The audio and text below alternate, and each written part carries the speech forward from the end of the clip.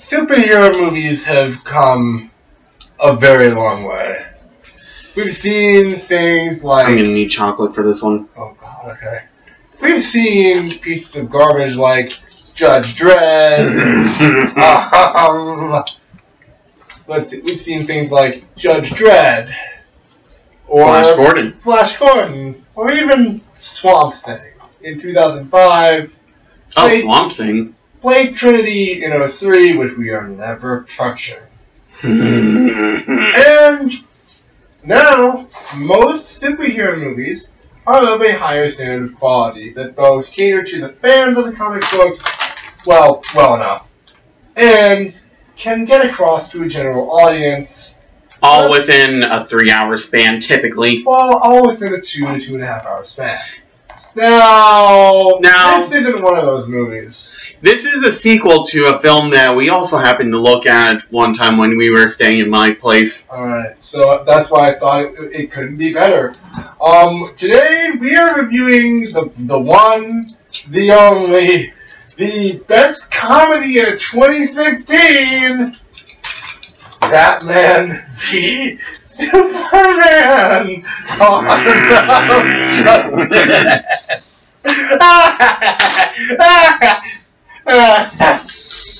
gonna let him take it on this one. Don't smash my DVD. I spent like $10 on this. He's gonna take this one. Y'all know my thoughts on it. So, what is your... Oh, wait, you delivered your thoughts on this? Oh, no. I've referenced it so many times throughout our running. Oh. What are your thoughts on it? Well, Batman v Superman. The premise is Superman and Batman fight each other. It takes place after the Man of Steel movie where General Zod and Superman destroy an entire city when they fight. And Batman is a witness to this, and he thinks Superman is the culprit behind all this crazy stuff. And so a bunch of stupid stuff happens. Wonder Woman appears out of nowhere. Because marketing and stuff, you know. Lex Luthor looks like them. Looks like this is what Lex Luthor looks like right here. He looks like what would happen if someone spliced the genes of Dylan Klebold and John Egan or James Egan Holmes. Which, speaking of slicing genes, that's exactly what happens at the end of this movie. Yes, that happens. And then once Lex Luthor is finally shaved, and yes, he has this long 90s school shooter mullet going on the whole time, he gets shaved at the end, in which then he looks like another shooter, another mass murderer, Jared Lee Loughner.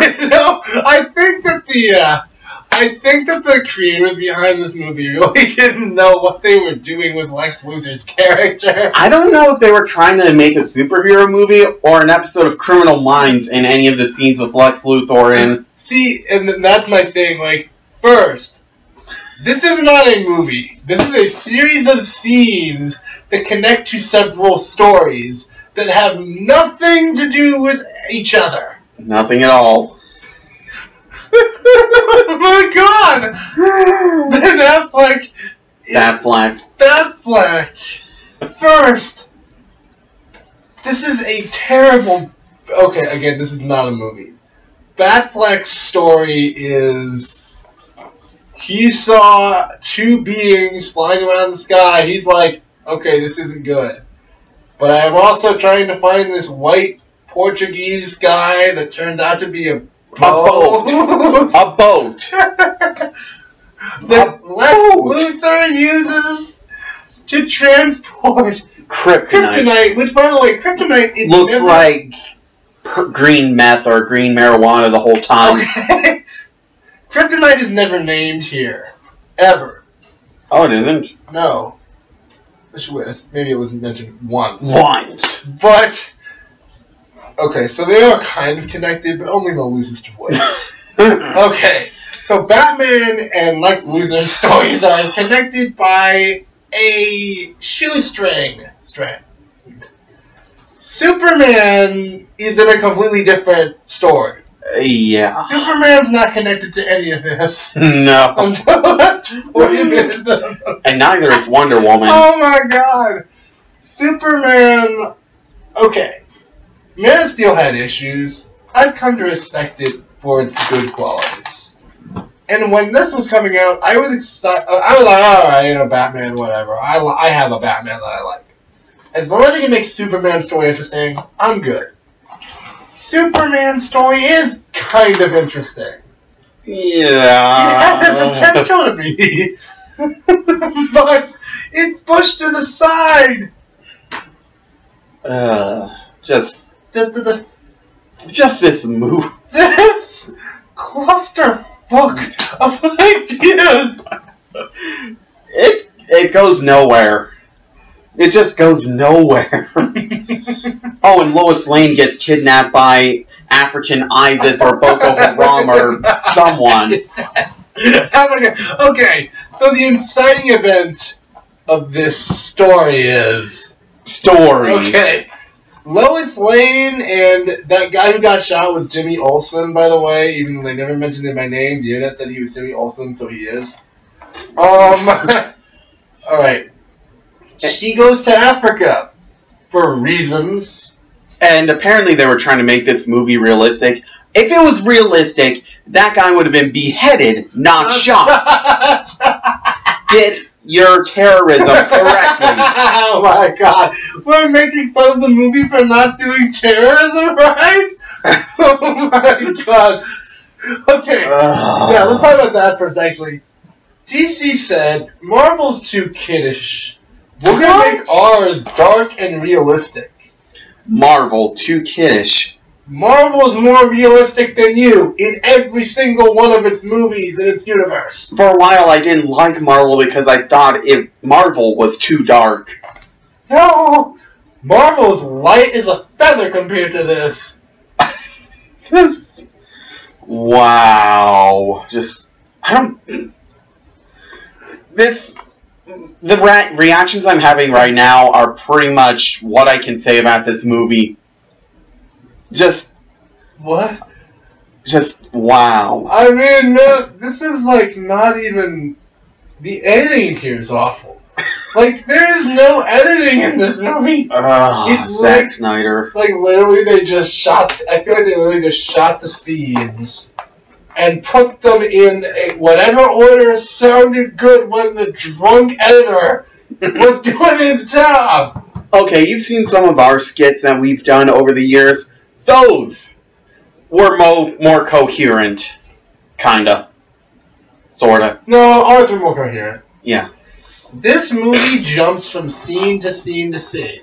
Nothing leads into anything. You could put most of these scenes in any order that you wanted, and it wouldn't make a difference. Wonder Woman did not actually. She has no involvement with the story whatsoever. Nothing here, except for the show up in the end. Her fight scene, she's a badass character when she comes in. But she doesn't do anything for the movie. No! Like, I'm sorry. Everyone who said Wonder Woman's good, yeah. But what the fuck did she do for the movie? Well, she fought the Swamp Thing Harambe hybrid thing. I mean, Doomsday. That was created by mixing Luthor's blood with Zod's blood. Oh yeah, Zod is in this as a corpse. There's a shot in this movie where Jesse Eisenberg is looking over Zod's naked body while he's trying to do it, he's trying to experiment on him for some reason. Yeah, Jesse Eisenberg is Lex Luthor. Mm-hmm. Or Lex Luthor's son are also named Lex Luthor. I don't know. Okay. Jesse Eisenberg, he's a decent actor, okay? But he was a creep in this. In this movie, I have to give him credit. He's my favorite part of the movie. Because he's just insane. He's giving a performance. He disappeared into his character. He's giving a really fun performance. He knows the kind of movie this should be. Unfortunately, no one else. Unfortunately, he didn't tell anyone else. He feels like Jim Carrey's the Riddler in Batman Forever if he didn't fit. Everyone else is playing this movie so straight. I wonder what would have happened if they would have gotten Johnny Depp as Lex Luthor. Oh, God. That would have been hilarious.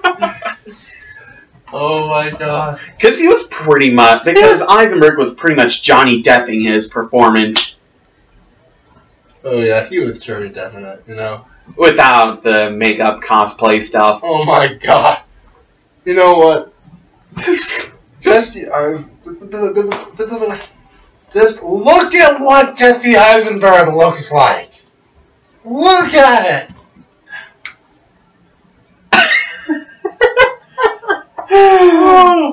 Okay.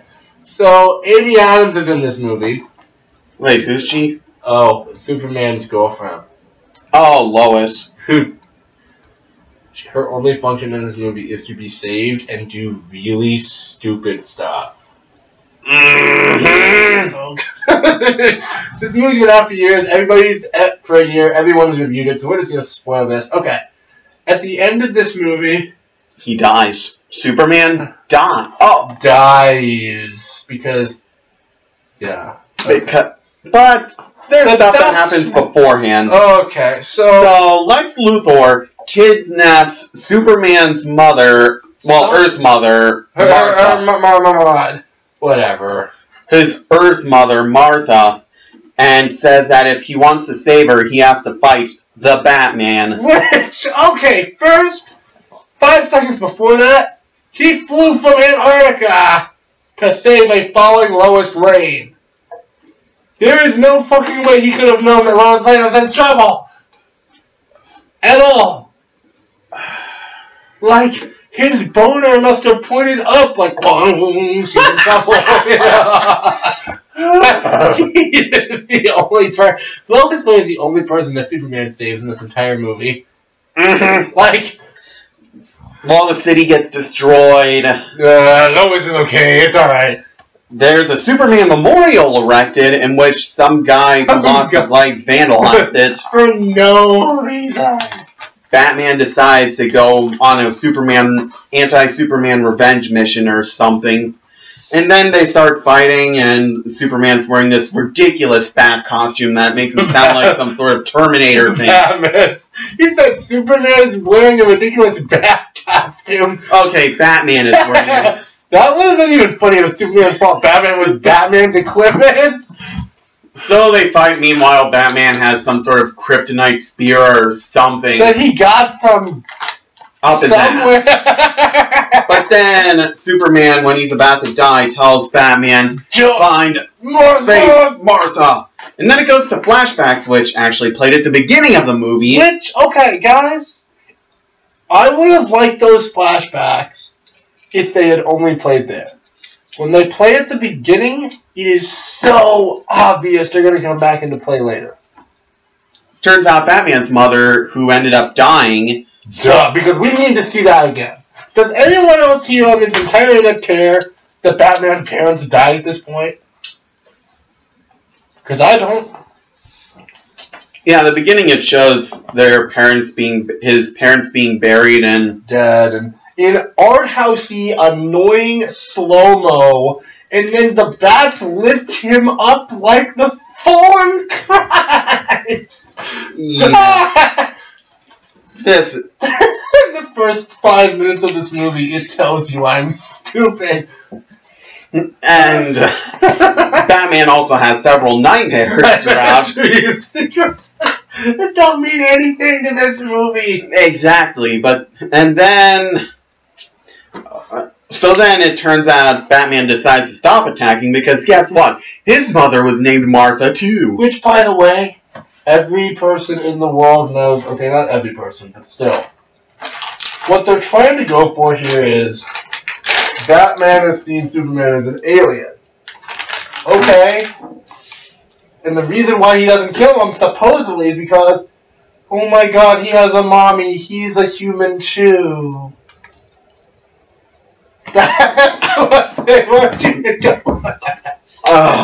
So then they team up, they go to fight Lex Luthor, who then forms his giant Harambe reptile monster. Oh my god, then it turns into an episode of Dragon Ball for like the last 29 minutes of the movie. And those 29 minutes go on. Hilarious. This is 2.5 hours long. We watched the theatrical cut. we're not touching that 3-hour one. Oh my god. I've heard the 3-hour one actually puts in more Clark Kent stuff. So, you know, Superman has a role in his own movie. Yeah, I didn't get this. Like, I got bored halfway through and started playing around on Reddit, and then once stuff started happening, then I paid attention again.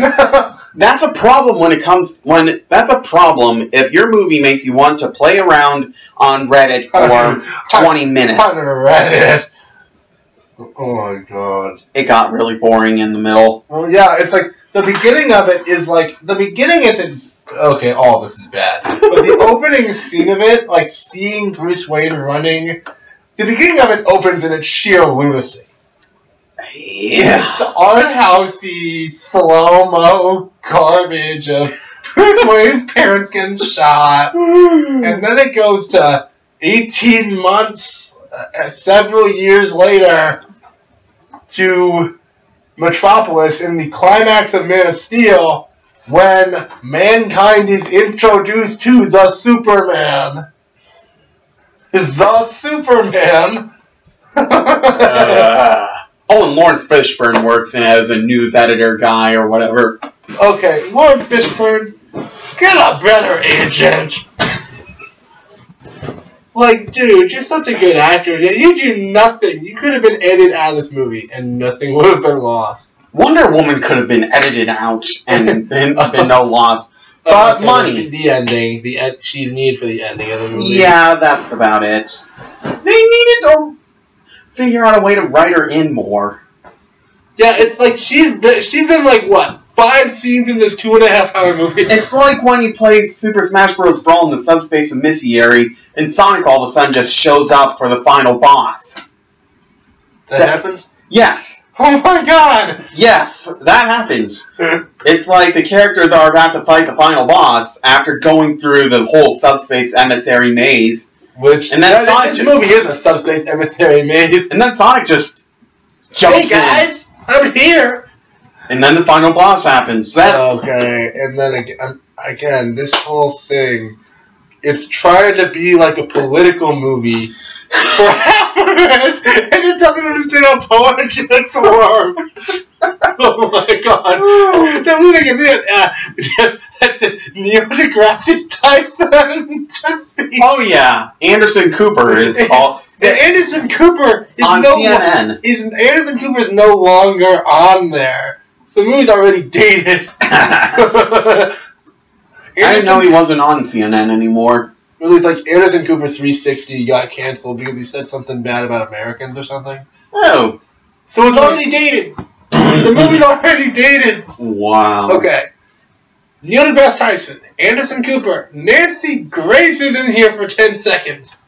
Oh yes, aka the woman who was complaining about the whole Casey Anthony case. Oh my god. Like everyone else in America. And yet, no Fox News correspondents were asked to appear? That's something that Last Ounce of Courage got right. They at least had a Fox News reference. Okay.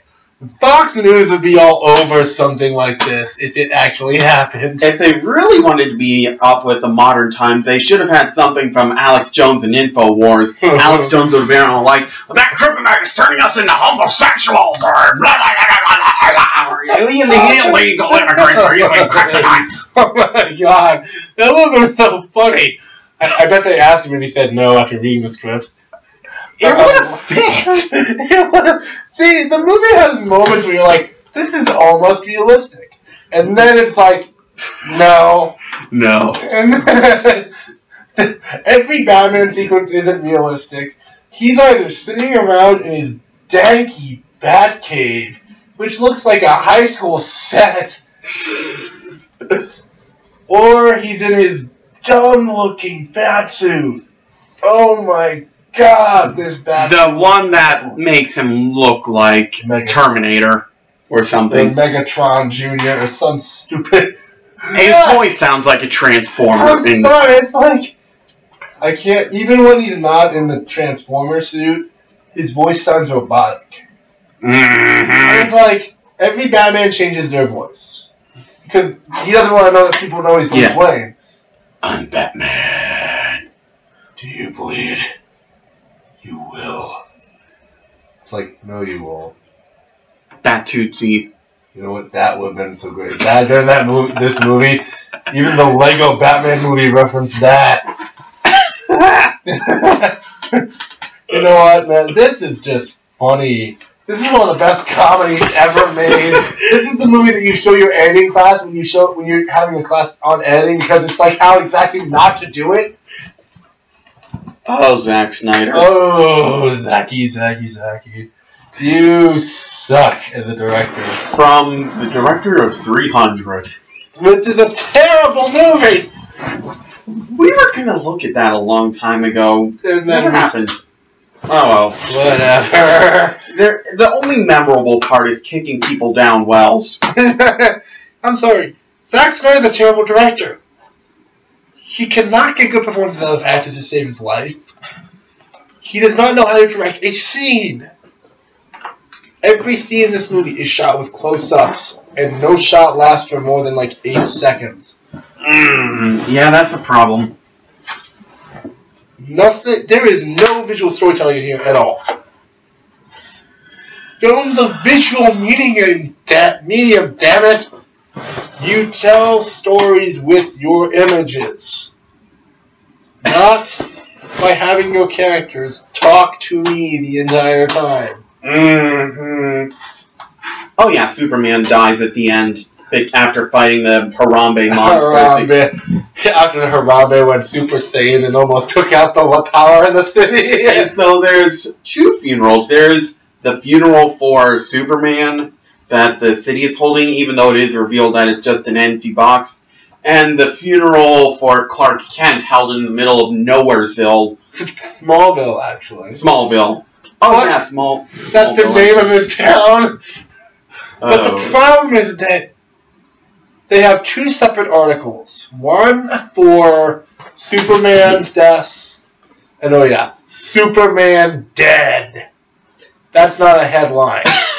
That's not a byline. And Clark Kent, his body was found. How could that article being right next to the arrest article of Lex Luthor. Jared Lee Luthor. Jared Lex Luthor. Oh. But look, you know what? My question is, seriously, how did they know that Clark Kent died? If they know that he died, that means they have to have found a body. Clark Kent cannot clone himself. At least not in this movie. Oh. So how do they know? How does no one know that Clark Kent and Superman are the same person if there are 2 separate death articles? Who covered those? Good question. One of the many logical things the screenwriter should have thought about.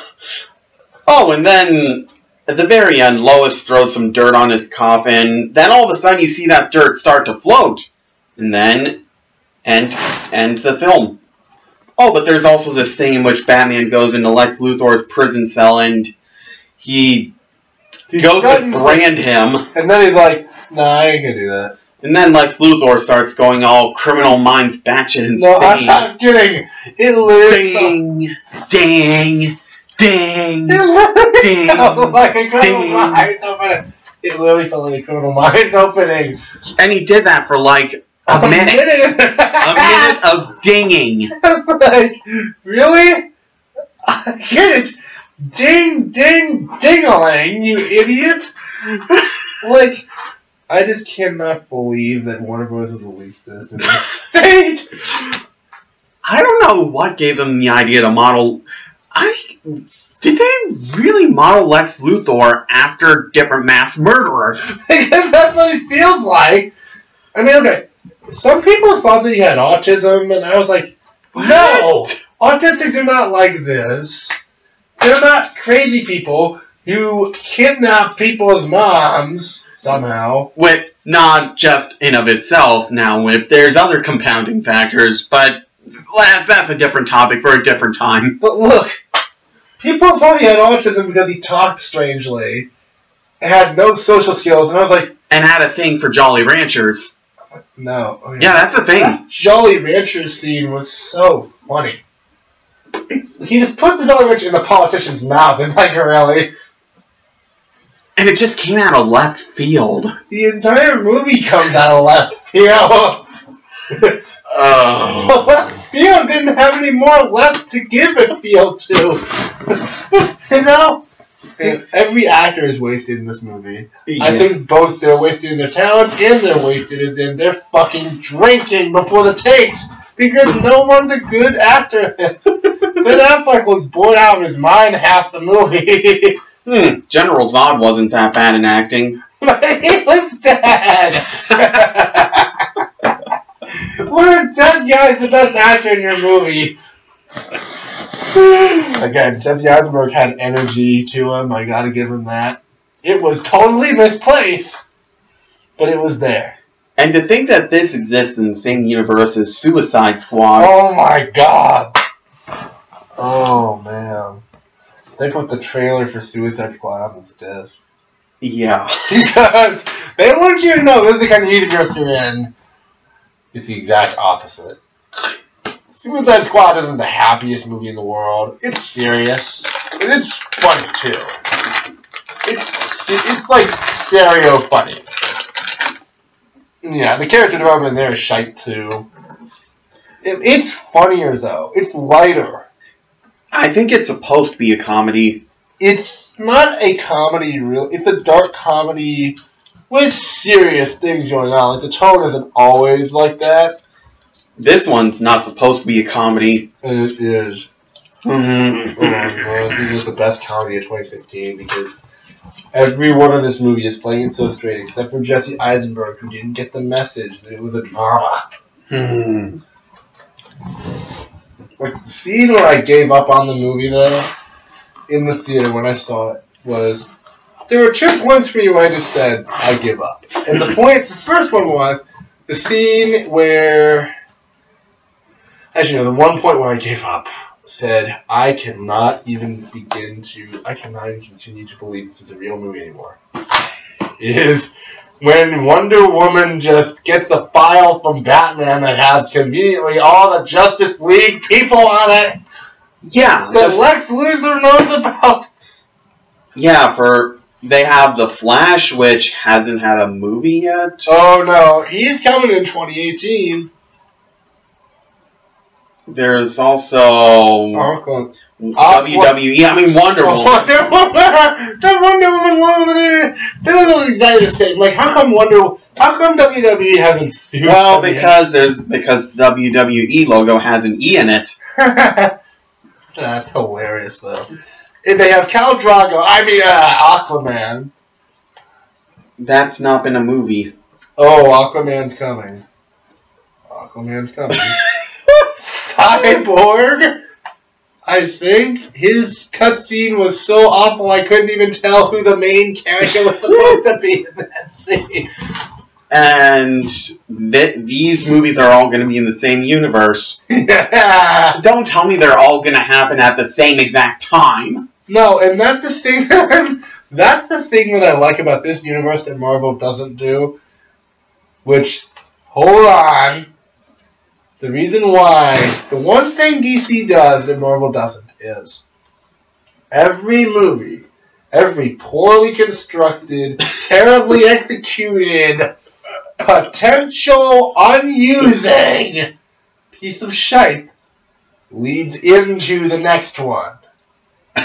Man of Steel led directly into this one. This one leads directly into Suicide Squad. Unfortunately, they're going to break that record with Wonder Woman, but it's going to get, great reviews, so I guess it's a good thing. Wonder Woman has a 92% as of this recording.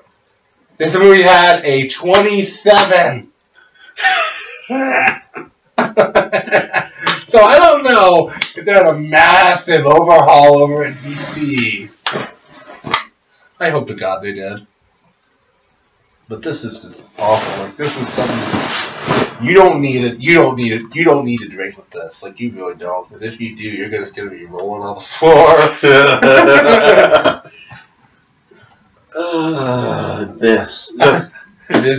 fucking thing. This is just incomprehensible. Incomprehensible. Like, how could Warner Brothers executives watch this movie and say, yes, I completely understand everything that's going on in this movie?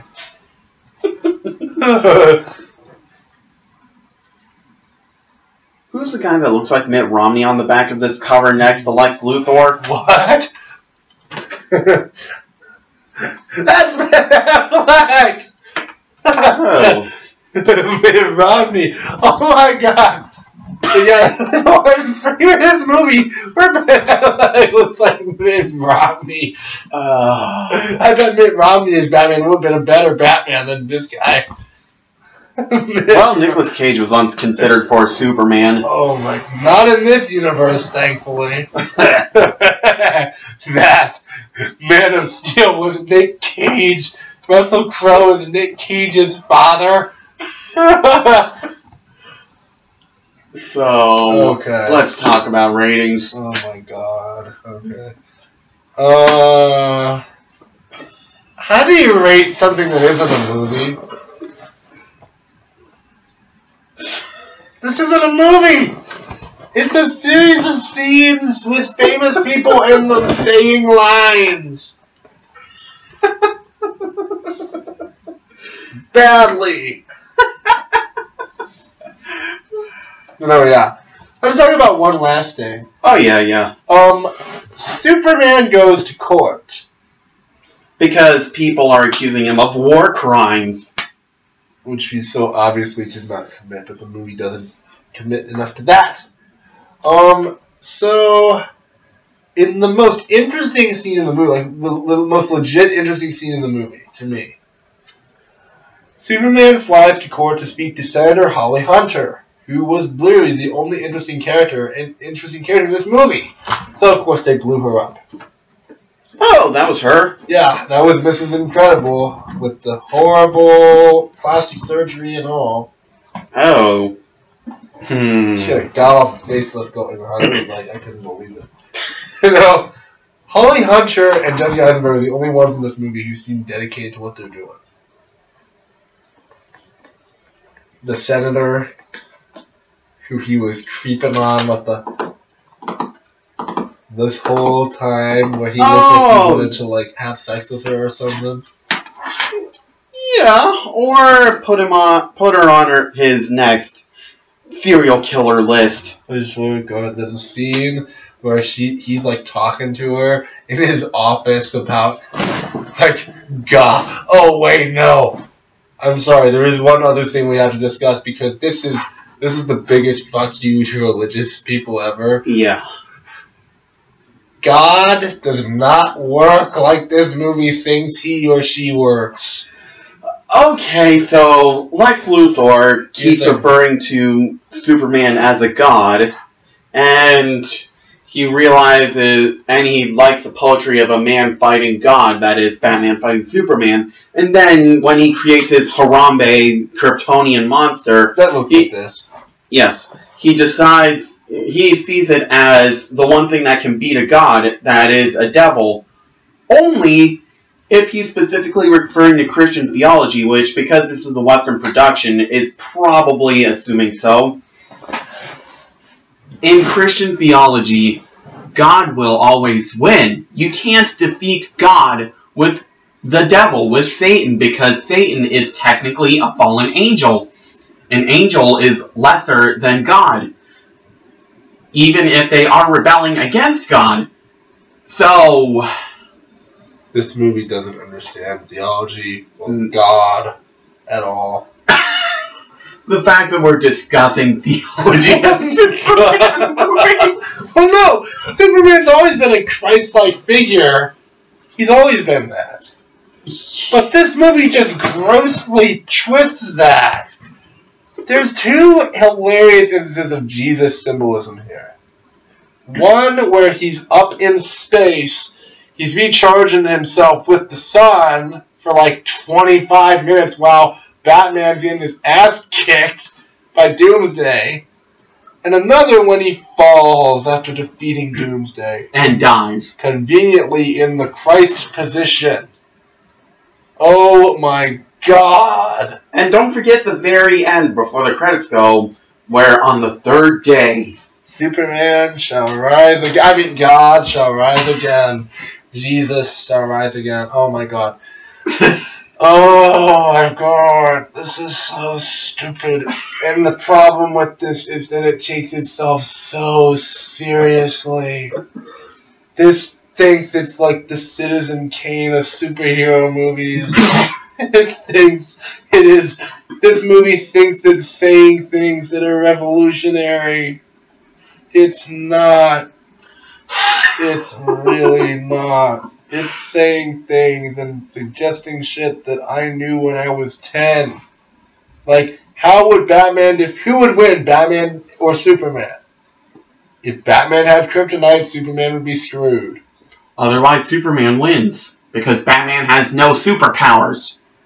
And Batman has kryptonite, so he kicks Superman's ass for 5 minutes. Even that fight scene drawn out, which was fine. It's the main event of the movie. The Batman versus Superman part of the film. Part of the movie. There's only one fight between them. They have one half-interesting verbal spar before Lex Luthor comes in and ruins it at a party that he's throwing. They need more fights between them. For it to really be called Batman v Superman. Which, like, there's no battle of ideologies here because they're both the same character. They both kill indiscriminately. Like, in Africa, Superman kills this African ISIS guy. Superman defeated African ISIS. To save Lois Lane because his boner was pointing him to Africa at that specific time. I swear to God. I swear to God. Lois Lane is the only Earthling that Superman cares about. And by the way, Henry Cavill and Amy Adams don't have any chemistry to me at all. Wait, who are they? Superman and Lois Lane, the actors, don't have chemistry to me. Yeah. They don't have any chemistry at all. They have more chemistry in that one Kevin Spacey Superman movie. Yeah, they barely had any in there. Yeah. No. Superman and Lois Lane's relationship is very important for this to work. Which it doesn't. No! The best part is, I read an article before I saw this film where Amy Adams was talking. Amy Adams was being interviewed, and she said how in this film it really shows how Superman and Lois Lane's relationship, it shows how strong it is. They're like a well-oiled machine, like a really good marriage. She's there to support him, and he brings out the best in her. What movie was she watching? Maybe she was watching the uncut version? Uncut. Oh my god. There's a 3-hour cut of this. There's a 3-hour R-rated cut where the violence is bloodier or something. Ooh. Because the action is... Oh, yeah. Oh, yeah, there's a brief sensuality moment. Oh, yeah. Oh, yeah. We almost got through talking about this action movie without talking about any of the action in it. Oh, my God. It's incomprehensible. There is a bit of sensuality that the movie knows, and that sensuality being Lois is in the bathtub. Yes, but covered. And Superman visits. Well, actually, Clark Kent. Clark Kent jumps in the bathtub, still in his business suit, and they kiss. And then his glasses fall to the floor, and it's like... And water spills everywhere. That's it. I wish. I would have loved to see that. Like, that would have been funny. Like, Superman sex. Like, that must be amazing for people who are into that. But, like, really, though, this film doesn't know what tone it wants to have. No. Lex Luthor's scenes are like a dark comedy movie. And when he tries to be threatening, it's hilarious. I swear, it's like he forgot to take his ADD medication the entire movie. He has a speech that he makes in the first third of the movie where he's talking about, like, supposed to be, like, thanking the Library of Gotham or whatever. And he keeps going on about, like, philosophies and God and stupid stuff. I forgot about that. Oh my God! It was when Bruce Wayne and Clark Kent meet for the first time. Oh. He's like, ooh, I love beating people together. Woohoo! How are you? It's like, dude. Oh my God. Oh my God. Lex Luthor is just. This is the worst portrayal of Lex Luthor ever. And the fact that he's the best thing about this movie is pathetic. Let's get to rating. Yes. Oh my God. I'm gonna go. Like, what's the highest rating on a so bad it's good scale? Because this movie. 1 star. I give this 1 star. This shite has to be seen to be believed. I'm in complete concurrence. I was gonna say that same exact thing. I mean, oh my God. I mean, the actors here are all good actors, except for Gal Gadot. She can't seem to act at all. But, you know, I've heard she's charismatic in Wonder Woman. Where the hell did that charisma come from? I mean, just. Do you have any final thoughts on this piece of garbage shit? No. I don't have any. We pretty much said everything that we can comprehend about this. No, I can comprehend everything, but I comprehend everything in this movie. But I can't explain it because I had to watch like 16 different YouTube videos analyzing this movie to fully comprehend this movie. Now that's a problem. I should not have to go to YouTube and watch several hours of people talking about this movie To understand the movie. Yes, and for the DC Cinematic Universe and whatever it's called. Y'all need to stop making shit like this. This is why Marvel is whooping your ass. Marvel movies aren't perfect. They're not. They've had some duds, but they've never had a duck. No, I'm talking about like the Marvel Avengerverse specifically. The Avengerverse has had some duds, but none of those duds have been as bad as this one. No. None of them. Oh my God. I'm the Cinemaster. I'm JerrytheYTPer. If you like what you saw, please like, comment, and subscribe. Thank you for watching. Have a good day. God bless. Peace. Pacham. Bye.